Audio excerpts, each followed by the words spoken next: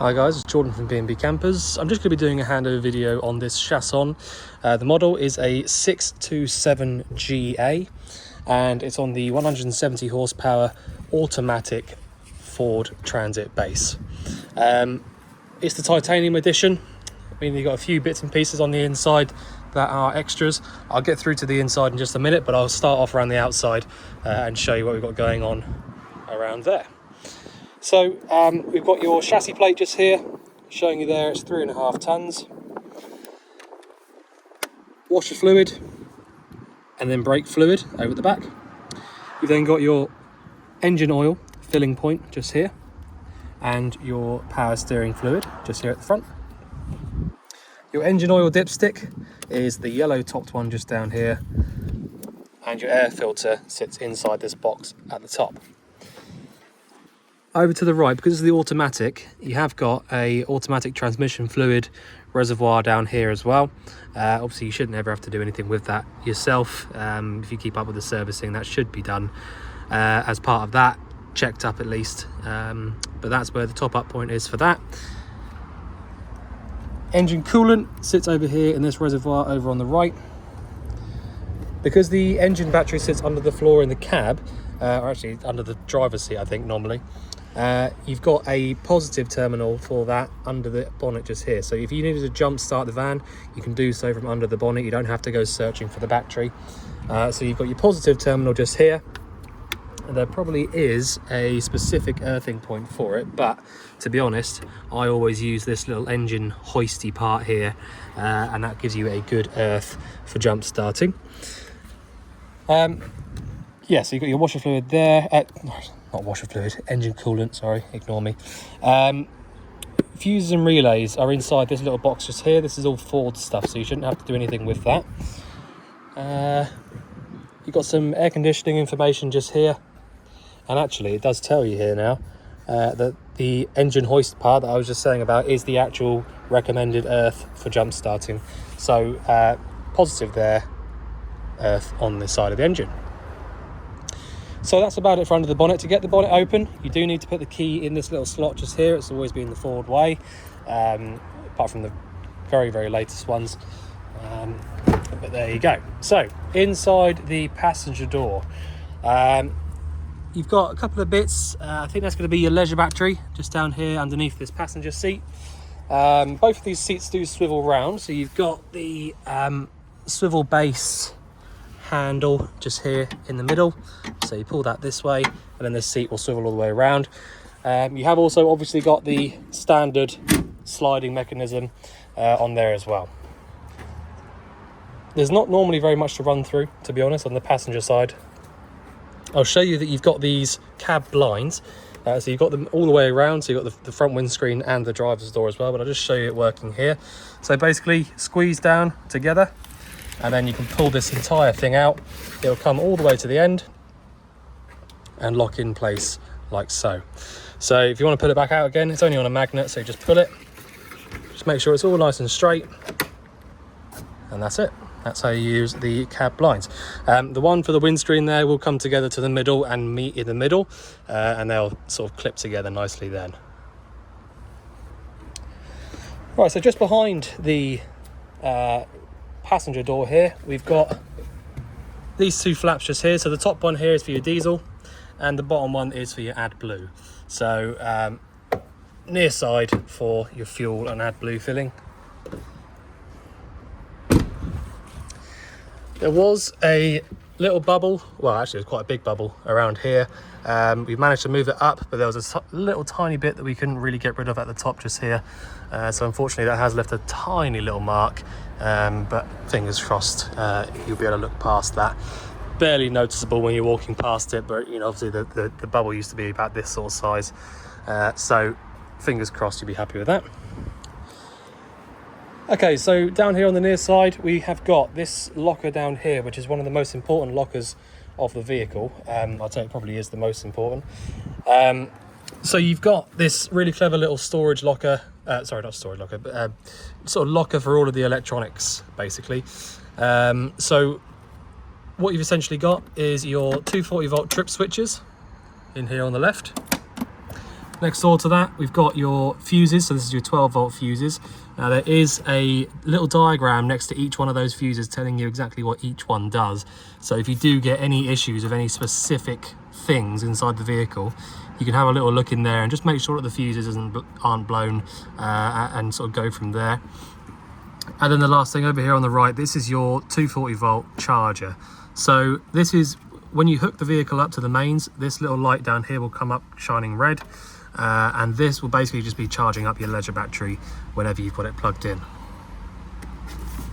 So that is your electrical sort of area down there. Next door to that, we've got your freshwater tank. So you've got really good access to the fresh tank. So the filling point is this one just here that swivels out. You can see it clips into that little slot up there, and then you fill the freshwater tank up from here. You've then also got this massive access point, so you can actually get your whole arm inside the fresh tank. If you need to clean it out at any point, you can do that really easily from there. And your freshwater drain off point is this little handle just down here, so literally just lift that up when you want to drain the water out onto the floor. Next door to that, we've got your electric hookup point. So anytime you've got access to a hookup, I always recommend to have it plugged in. It just means that you haven't got to worry about any battery voltage or anything like that, because the charger will be on. If you've got the hookup plugged in, the charger is charging the leisure battery. And it also means that you'll be able to use any of your 240-volt appliances inside the vehicle and mains sockets as well. Right, so the next locker along is our toilet cassette locker. So to take the actual cassette out, we lift up on the yellow tab, or orange tab, sorry, and pull it out towards us. You'll then be able to take that all the way out, like so. So all you need to know really, all there is to know really, is that you swivel this out from here and drain out from this cap. When you're actually draining it out, you should be holding down the little orange tab just here at the back. And once you've finished emptying it out and you want to put it back in, all you need to do, use this as a measuring cup and fill it up with your blue fluid, pour it back inside, give it a little swoosh about, and then push it back all the way in. You've also got a freshwater flush, which is what this blue pipe on the right hand side here is. So it means that you haven't got any separate flush fluid to worry about. So as long as you've got a little bit of fresh water in your tank, you can flush your toilet wherever you are.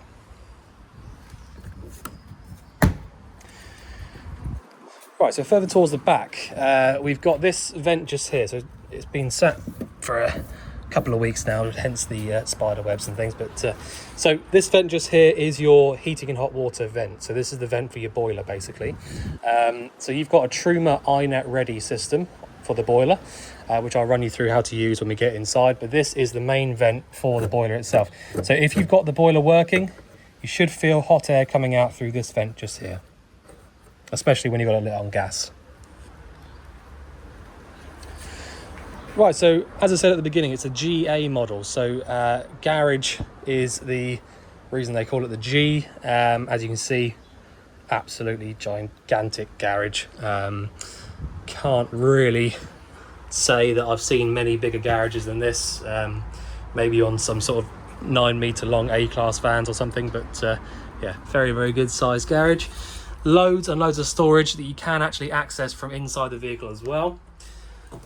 Now the most important part inside this garage is this little black box here with the blue bit on top. So this is your boiler drain off point.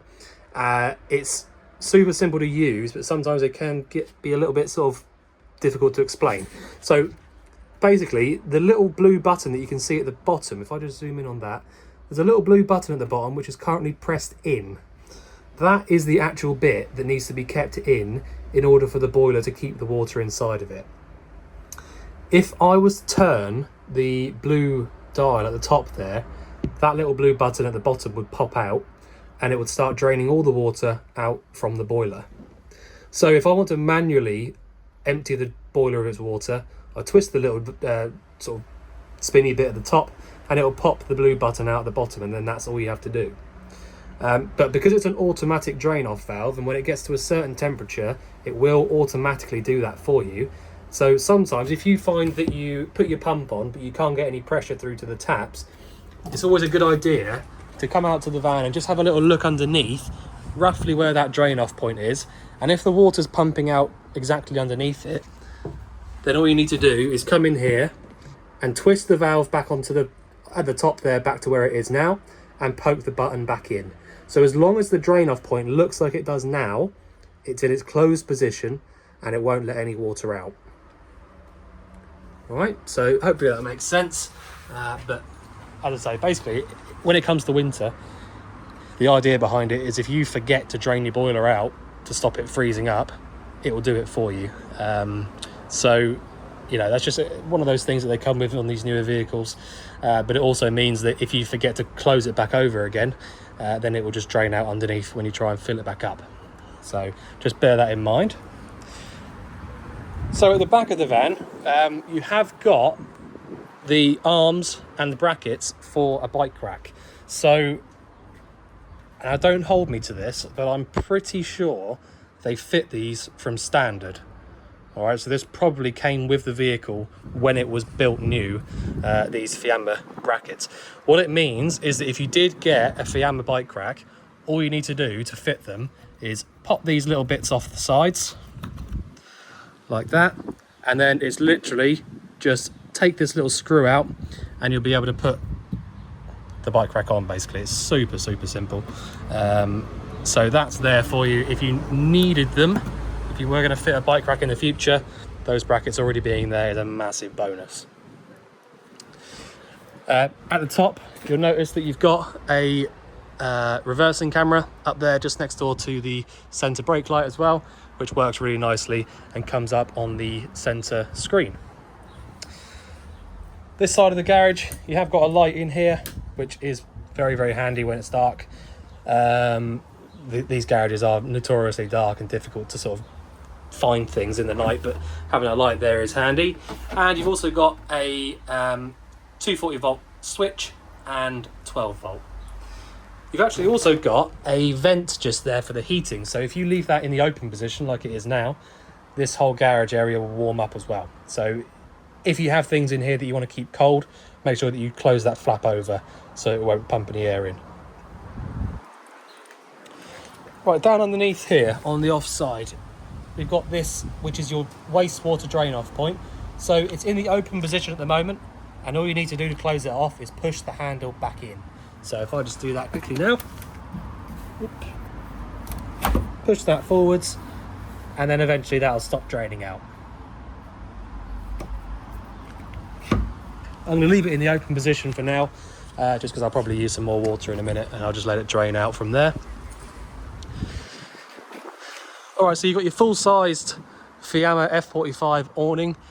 So the winder is from this front side just here, so you basically just wind that out. I have got a video on our YouTube channel for how to wind these out properly and how to sort of set them up. So if you want to have a little look on that, that will be on there as Fiamma awning tutorial or something like that. But it is on there. A little bit difficult to get them out on the video with one hand, so that's why I don't show them on these videos. So these two vents just here, it's a Dometic on them. That's because that's the model, or the make, sorry, of your fridge. So these two are both to do with your fridge. So if you ever needed any access to that, basically just pop those vents off just there and it'll give you really clear access to the back of the fridge. This light up here is what you call your awning light. So the idea of it is that you would have the awning wound out and then you've got a light that shines down here so you can see what you're doing down here underneath the awning. And an external 240 volt socket there as well. So you can have something plugged into here, cable can come through here, and you can still completely lock that up, so it's totally sort of like waterproof socket area there. Right, behind the habitation door, we've got this, which is your gas locker. So the gas locker itself is big enough for one of these 6 kilo propanes. It looks to me as if it's big enough for a 13 kilo as well. So if you did have a 13 instead, I'm pretty certain that would fit. So to turn these bottles on, you go anti-clockwise round to the left, clockwise round to the right will turn it off. So I'm going to leave that on for a minute just so I can show you things working inside.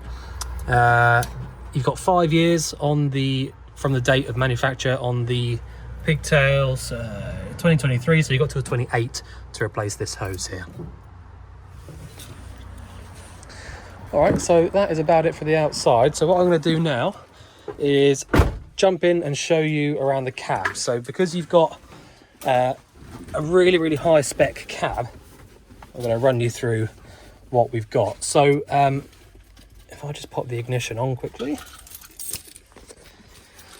So as I said, you're on the automatic Ford Transit with the reversing camera that comes on that screen up the top.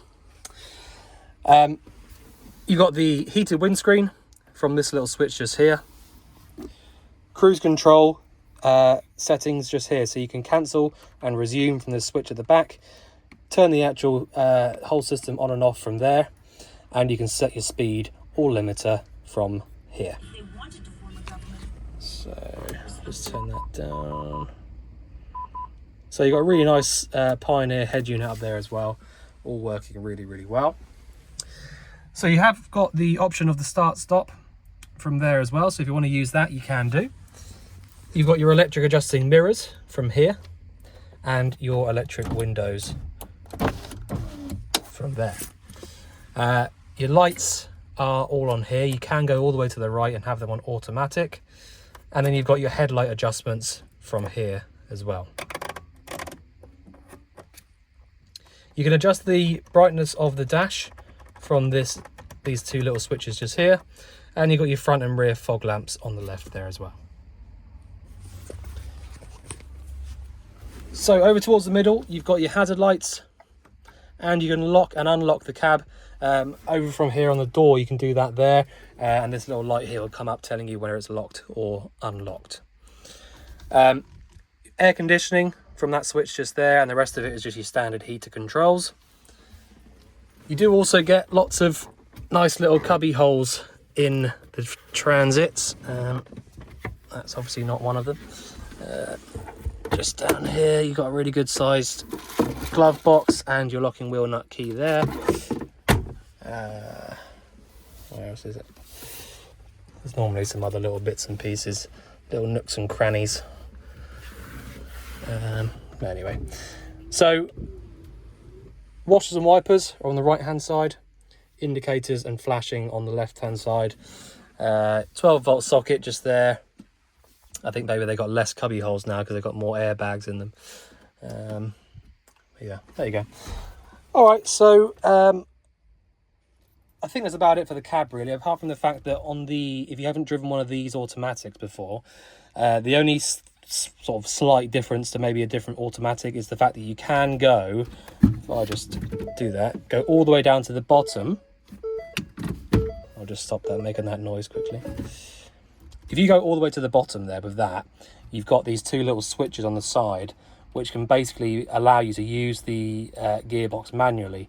So you can go up by pressing up, down by pressing down, and that's going up or down gears. So if you have it down there in manual mode, that's how you have to use that.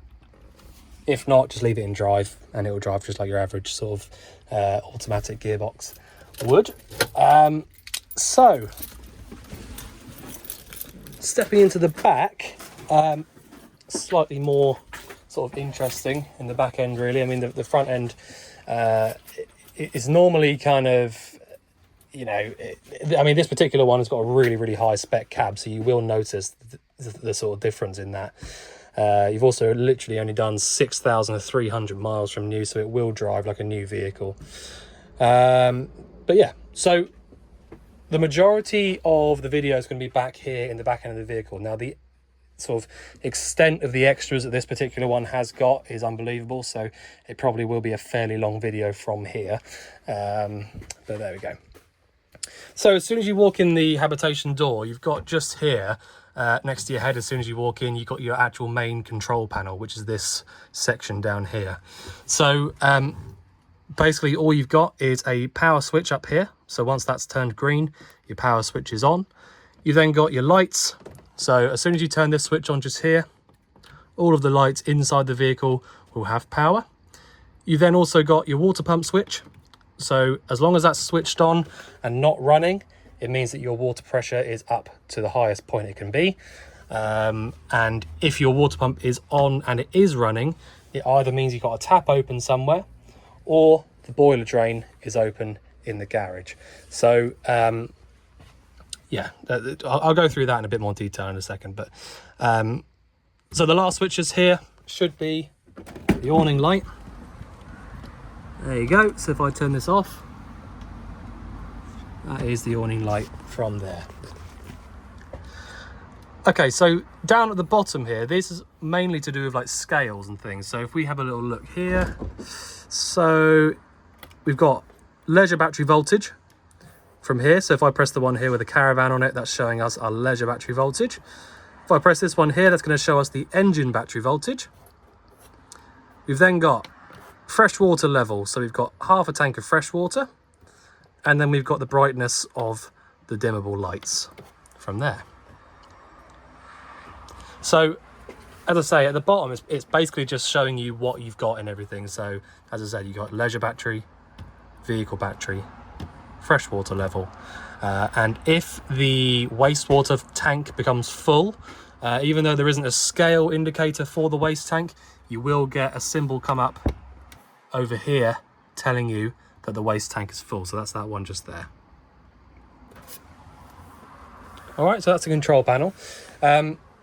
So once you've, I think probably the first thing I'll sort of talk through is going to be the pump. So first thing you want to do when you come into the vehicle is just make sure that you've got water pressure.